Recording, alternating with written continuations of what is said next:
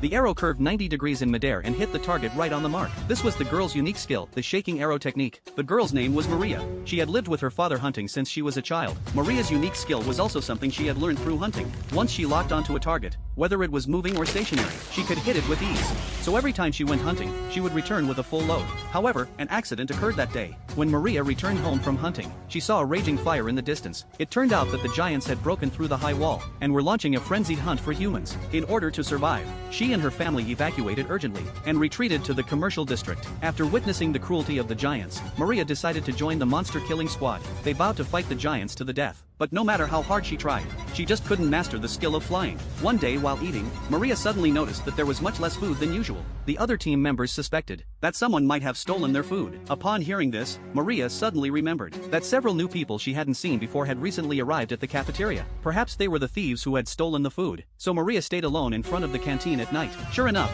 things were as she had thought. There were indeed several thieves stealing food, just as they were about to carry the food away.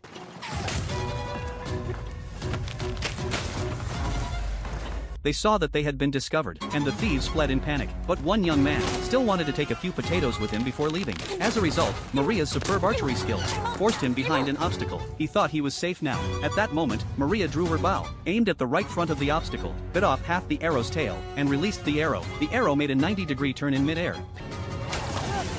pinning the thief to the cart. The thief couldn't figure out where the arrow had come from. When Maria walked up, she realized